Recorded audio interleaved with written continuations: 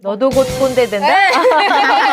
너도 한번 경험해봐라.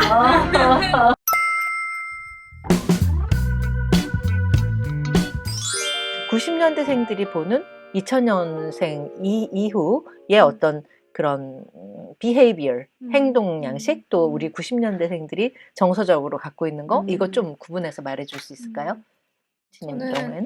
20대 초반 아이들의 그런 일상을 이 보면 표현도 너무 재밌어요. 나는 우리만 아이들 이렇게 하는 줄 알았는데.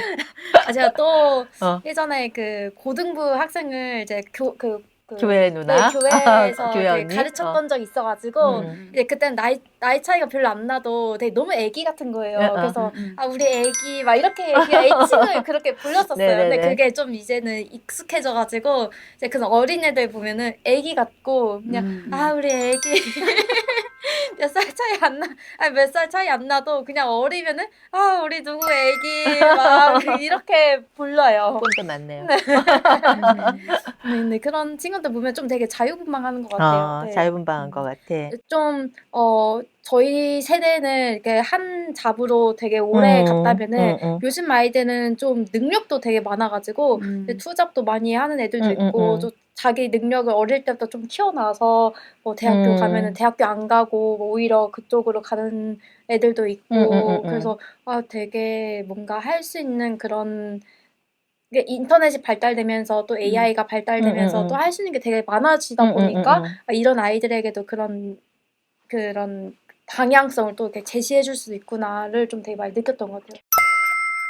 일을 대하는 태도가 다른 것 같아요. 그래서 그러니까 일을 하는 이유가 조금 다른 것 같아요. 약간 조금 더 저희가 중간 세대라고 이야기를 했지만 저희보다 조금 더 이제 윗세대는 책임감으로 인해서 하기 싫은 일을 하는 경우. 그렇죠. 그리고 우리는 하고 싶은 것도 하지만 어쨌든 간에 책임감도 지는 약간 그런 중간 나이인 것 같고 더 어린 친구들은 진짜 일을 발판 삼아 이제 자기의 경력 그리고 자기의 그런 익스피리언스를 위해서 하는 친구들이 되게 많은 것 같아요. 제가 예전에 되게 놀랐던 게 뭐였냐면은 이제 친한 동생이었는데 그 동생이 이제 일을 할 때마다 되게 짧게 일을 해요. 그래서 이 일이 왜 힘들었어? 라고 물어보면은 아 거기 있는 사람들 다 사귀어서 이제 다른 사람들 사귀러 저 딴 곳으로 가요. 이러는 거예요. 안녕히 계세요. 안녕히 계세요. 저도 이제 저와 행복을 찾았지.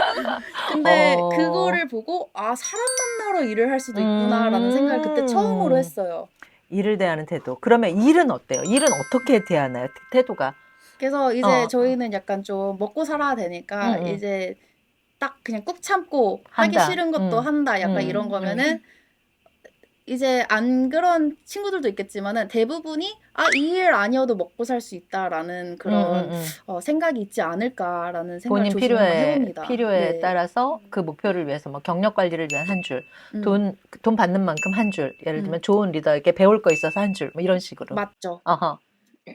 그래서 약간 좀 전공 바꾸는 것도 절대 맞아요. 그거를 비하하는 거는 아니지만은 전공 바꾸는 것도 조금 더 쉬운 것 같아요. 왜냐면 내가 해봤는데 나랑 너무 안 맞네? 그럼 나 딴 일 한번 해볼까? 하면서 또 전공을 바꾸고 그리고 클래스가 약간 교수님이 별로 마음에 안 드네. 그럼 드랍 하고 바로 약간, 드랍해요. 네. 근데 사실은 저희 모두가 다 여유로운 상황이 아니잖아요. 시간도 중요하고 그쵸. 돈도 드는데 약간 그런 것들이 어떻게 보면 저한테는 좀 책임감으로 좀 다가왔었던 것 같아요. 그래도 90년대생은 전공을 정하면 끝까지 내가 이거를 들인 공이 얼만데 하고 막 가는 그런 정서가 많이 남아있나요? 약간 다른 전공을 선택했는데 그것도 안 맞으면 어떡하지? 라는 생각으로 불확실한 속에서 그냥 공부를 한번 끝내보자라고 생각을 하는 거군요. 네. 와, 정말 많이 배우게 됐습니다. 네, 지금 이 시간은 현실 속에서 에피소드를 조금 더 들어보고 싶어요. 어떤 에피소드들 갖고 있는지 말해주세요. 네, 저는 제가 자주 하는 말이 있거든요. 어떤 말이냐면요. 인사만 잘해도 밥은 먹고 잘 다닐 수 있다. 안녕하세요. 밥 한 끼 부탁해요. 왜 그러냐면은 이제 인사를 하는 게 인사성이라고 하는데요. 근데 저희 회사에도 정말 인사 잘하는 친구 한 명이 있어요. 근데 볼 때마다 그냥 인사를 받을 때마다 너무 기분이 좋더라고요. 그래서 아, 어른들도 이런 느낌이겠구나라고 생각을 해서 저도 이제 좀 그 이후로 좀 열심히 인사를 하고 다니려고 노력은 하고 있거든요. 그런데 이제 요즘 애들은 그냥 봤는데도 지나가더라고요. 그래서 이제는 지금 나를 못 본 척하고 지나가는 건가? 살짝 무시하는 건가? 살짝 이런 생각이 들기도 하면서 오만 가지 생각이 들더라고요. 그러면은 그런 친구가 지나갈 때 어떻게 좀 하는 액션이나 말이 있어요? 따로 불러서 말해줘요? 그런 건 안 하고? 그러진 않고 이제 그냥 뭐 이제 1대1로 대화할 시간이 있다 하면은 너 그때 나 봤는데 왜 인사 안 모른 척 했어? 하면서 그래서 꼰대가 되는 거구나. 아, 네. 인사만 잘하면 밥을 잘 먹고 다닌다. 이거 굉장히 중요한 컨셉 같아요. 저는 여러분 아시는 것처럼 아시아나항공 일기 승무원 출신이잖아요. 인사는 습관이고 훈련입니다. 그래서 한 하루에 우리가 1000번씩 인사 훈련을 하거든요. 네, 처음에는 상상하지 못할 정도로 정말 허리병이 날 정도로 힘이 들어요. 그런데 인사하면서 미소 짓는 훈련을 그 정도 해서 내 몸에 근육처럼 부착을 하고 나면 뭐 지하철 문만 열려도 인사를 하게 되는 그런 상황이 되고 그것이 인생을 돌아보면 제게 정말로 큰 선물이었던 것 같아요. 그래서 김 대표 만나면 잘 웃어서 인사 잘해서 기분부터 좋아. 그러니까 말 그대로 떡이 생기고 밥이 생기고 맞아요. 술이 생기고 한 적이 한두 번이 아닙니다. 이건 정말 꼰대력이 아니라 이건 정말 인생 기본기를 맞아요. 다시 짚어준 좋은 얘기 같아요. 저는 이 꼰대라는 용어가 주는 네거티브가 분명히 있을 수 있지만 자칭 꼰대력을 갖고 있다. 나는 점권의 대가다라고 이렇게 나와주셔서 너무 기쁜 것 같아요. 아, 우리 세대만 이런 마음을 갖고 있는 게 아니라 이것이 제너레이션을 타고 가서 이렇게 또 전달되어지고 있구나. 이 좀 희망? 네, 이런 거를 좀 발견하게 되는 그런 생각이 드네요. 근데 저희가 가장 중요한 것을 얘기를 안 한 것 같아요. 저희는 이제 젊곤이지만 보통 이제 사람들은 꼰대를 보면 피하잖아요. 근데 저희가 어린 동생들에게 굉장히 인기가 많습니다. 맞아요. 진짜 연락도 되게 자주 오고. 왜냐면 이렇게 얘기를 하는 거가 사실은 관심 표현인 걸 이 친구들도 알기 때문에 그래서 그거에 대해서 별로 오펜스하게 받아들인 친구가 없었던 것 같아요. 아, 진짜요? 네. 왜냐면 그거는 크레딧이 쌓인 거 아니에요? 두 사람에 대한? 이미? 왜냐면 이 말을 하는 이유가 이 언니가 진짜 나를 생각해서 해주는 말이구나. 이 선생님이 진짜 나를 사랑해서 하는 말이구나를 그동안의 관계를 통해서 많이 보여줬기 때문에 엄마의 잔소리처럼? 그쵸. 많은 관심과 많은 표현을 해줬기 때문에 이런 얘기를 해줘도 이제 괜찮아 하는. 그렇기 때문에 그 친구들도 언니 꼰대 약간 이렇게 하는 거지. 진짜였으면은 꼰대 본다 피하자 약간 이렇게 됐지 않았을까. 만나자고 하면 안 만나주고 연락 씹고. 그럼에도 불구하고 이럴 때 상처 받을 수 있잖아요. 상처 받을 수 있고 나 이대로도 괜찮아? 이 꼰대 이 컨셉으로 계속 이렇게 가도 괜찮아? 하는 걱정이나 염려는 없으세요? 뭐 어느 순간 뭐 그 상대방도 이제 항상 그 나이대에 있진 않잖아요. 그 친구들도 나이에 너도 곧 꼰대 된다? 너도 한번 경험해봐라. 근데 가끔 이제 저도 어리다 보니까 저도 조금 이제 이야기를 하다가 감정적으로 좀 나올 때가 있거든요. 그런데 이제 그 꼰대 어르신 분이 거기서 살짝 긁히셔가지고 좀 저한테 좀 더 심하게 좀 얘기를 한 적이 있더라고요. 그래서 거기서 조금 살짝 상처를 받은 적이 있었어요. 그래서 그냥 상담 그냥 식으로 그냥 대화하려고 만나는 거였는데 제가 조금 감정적으로 이렇게 좀 이렇게 올라가니까 이제 상대방도 더 심하게 더 올라와서 그럴 때는 이거를 어떻게 받아들여야 되는지. 네. 감정 관리가 저는 비즈니스 코치잖아요. 넘버 원 코칭 토픽이에요. 왜냐면 화나 분노 조절을 되게 힘들어해요. 근데 본인도 정말 책상을 내려치거나 고함을 지르거나 뭐 또는 심한 욕설을 하거나 하고 나서 돌아서서 가장 부끄러워하는 사람이 스스로 자신이에요.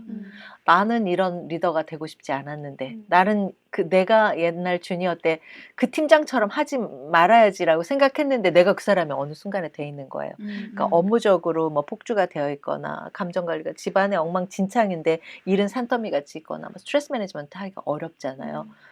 근데 그게 만약에 나라면 어떻게 이 문제를 해결할 수 있을까? SOS라고 얘기를 하는데 Separation of Space. 그러니까 내 자신을 이 공간으로부터 딱 이 쪼개진 마음을 분리를 시켜버리는 거예요. 그래서 내 자신을 내가 메타로 한번 보는 거예요. 은진이를 내가 보고 하은이 딱 봤어요. 그랬더니 눈에 핏발 서고 막 목에 이게 이렇게 된 상태로 막 분노하고 있는 내가 보이는 거예요. 그러니까 마치 내가 잠깐만요 화장실에 가서 거울을 한번 보고 찬물을 마시고 돌아와서 보니까 환기가 되어지는 것처럼 그곳이 비록 공간적으로 나갈 수 없을지라도 내가 마음속으로 나를 이렇게 조금 더 메타의 세계로 보내버리는 거예요. 그래서 나를 들여다봤더니 야 하은아 너 지금 눈 빨간 거 다 보여. 잠깐 눈 감고 있어. 이렇게 얘기를 해주거나 아니면 너 지금 있잖아 부들부들 떨고 있는데 너 한 명한테 화났는데 지금 30명이 너 보고 있다. 아, 나 쟤한테만 지금 화난 거지. 아무렇지도 않게 호흡하고 이따가 차 한잔 해요 라고 말하고 다른 사람에게는 뉴트럴한 나를 보일 수도 있는 거예요. 그래서 이게 화 조절, 분노 조절, 감정 조절 참 어려운 영역인데 내가 나를 어렵더라도 그 상황으로부터 분리하는 내 마음을 찢어져 버린, 흐트러져 버린 내 마음을 그것으로부터 조금 분리해낼 수 있다면 그거는 그 상황에서 의도하지 않으면 할 수 없어요.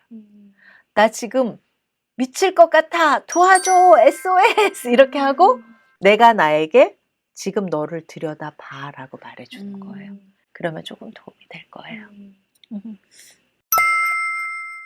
네, 오늘 너무 좋았어요. 나는 이 한 편으로 끝낼 수 없을 것 같아요. 우리 다시 만나야 될 것 같은데 클로징으로 하고 싶었던 얘기인데 못했던 거 마무리해 주세요. 아, 이게 제가 요즘에 그 인스타그램에서 이제 저도 본 말인데 이게 이제 몇몇 사람들은 봤을 수도 있어요. 근데 이 말이 무슨 말이냐면 오글거린다는 말이 생긴 이후로 사람들은 진지한 이야기를 꺼내는 것을 꺼려하기 시작했고 나댄다라는 말이 나오자 용기 있는 사람들이 사라졌고 설명충이라는 말이 나오자 자기가 아는 지식을 나누려는 사람들이 사라졌다라고 해요. 그래서 저는 여기다 좀 추가적으로 더하자면은 꼰대라는 말이 생긴 이후로 조언해주려는 사람들이 사라지지 않았나. 그래서 이게 진짜 언어가 주는 힘이라고. 그래서 저는 진짜 저한테 많은 이야기들을 해줬으면 좋겠고 I want you. 그리고 I need you. 저희들은 이제 어른들과 정말 좋은 have a good time을 하는 사람들이기 때문에 진짜 필요할 때 조언해주는 사람들이 이제 너무 많았으면 좋겠고 이제 진짜 모르는 관계였는 사람한테 이래라 저래라 하는 것이 아니라 정말 저를 신경 써주고 사랑해주는 사람들이 점점 더 저한테 꼰대가 되어줬으면 좋겠어요. 와우. 네. 오늘 이 두 분의 젊은 꼰대 제가 조만간 낭만 콜링으로 이분들이 궁금해하는 용기, 지식, 조언을 위한 시간을 좀 만들어 볼까 합니다. 이렇게 끝내기 너무 아까운 젊은 꼰대 두 분과 꼰대의 시간이었습니다. 감사합니다. 감사합니다.